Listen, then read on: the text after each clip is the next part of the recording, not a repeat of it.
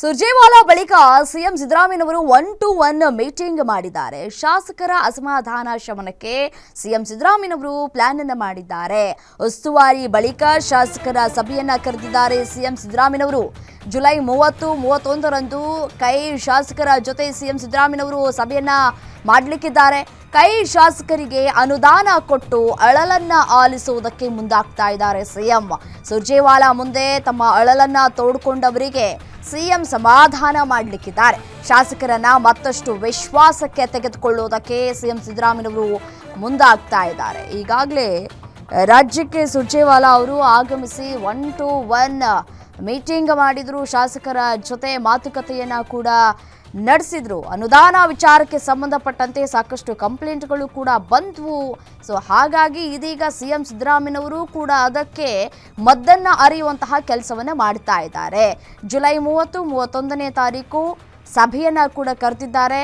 1-to-1 ಶಾಸಕರ ಜೊತೆ ಮಾತುಕತೆಯನ್ನ ನಡೆಸಿದ್ದಾರೆ. ಇನ್ನು ಶಾಸಕರು ಕೂಡ ಬಹಿರಂಗವಾಗಿ ಯಾವುದೇ ರೀತಿಯಾದಂತಹ ಹೇಳಿಕೆಯನ್ನ ಕೊಡಬಾರದು ಅಂತ ಕೂಡ ಈಗಾಗಲೇ ಹೈಕಮಾಂಡ್ ಕೂಡ ಹೇಳಿದೆ. ಅದರ ಬೆನ್ನಲ್ಲೇ ಹೇಗಾದ್ರೂ ಮಾಡಿ ಮಾತನಾಡಬೇಕಲ್ಲ, ಯಾವುದಾದ್ರೂ ವಿಚಾರವನ್ನು ಹೈಕಮಾಂಡ್ ನಾಯಕರಿಗೆ ಮುಟ್ಟಿಸಬೇಕಲ್ಲ ಅನ್ನುವಂತಹ ನಿಟ್ಟಿನಲ್ಲಿ ಪ್ರತಿಯೊಬ್ಬರು ಶಾಸಕರು ಕೂಡ ಅನುದಾನ ಕೊರತೆಯ ವಿಚಾರಕ್ಕೆ ಸಂಬಂಧಪಟ್ಟಂತೆ ಕಂಪ್ಲೇಂಟ್ ಮಾಡಿದ್ದಾರೆ. ಮತ್ತು ಈ ಸಚಿವರುಗಳು ಕೂಡ ಯಾರೂ ಕೂಡ ನಮ್ಮ ಮಾತನ್ನು ಆಲಿಸ್ತಾ ಇಲ್ಲ, ಕೇಳೋದಿಲ್ಲ, ಭೇಟಿ ಕೂಡ ಆಗೋದಿಲ್ಲ ಅಂತ ಹೇಳಿ ಸಾಕಷ್ಟು ಅವರ ಅಳಲನ್ನು ತೋಡ್ಕೊಂಡಿದ್ದಾರೆ. ಈಗ ಅದಕ್ಕೆ ಸಿಎಂ ಸಿದ್ದರಾಮಯ್ಯನವರು ಕೂಡ ಮದ್ದನ್ನು ಅರಿಯೋದಕ್ಕೆ ತಯಾರಿಯನ್ನ ಕೂಡ ಮಾಡಿಕೊಂಡಿದ್ದಾರೆ. ಜುಲೈ 30-31ರಂದು ಕೈ ಶಾಸಕರ ಜೊತೆ ಸಭೆಯನ್ನ ಕೂಡ ನಡೆಸಲಿಕ್ಕಿದ್ದಾರೆ. ಒಂದು ಕಡೆ ಇದು ಶಾಸಕರನ್ನ ಮನವೊಲಿಸುವಂತಹ ಪ್ರಯತ್ನಕ್ಕೂ ಕೂಡ ಮುಂದಾಗ್ತಾ ಇದ್ದಾರೆ. ಮತ್ತು ಅನುದಾನ ವಿಚಾರಕ್ಕೆ ಸಂಬಂಧಪಟ್ಟಂತೆ ಮಾತುಕತೆಗಳಾಗತ್ತೆ.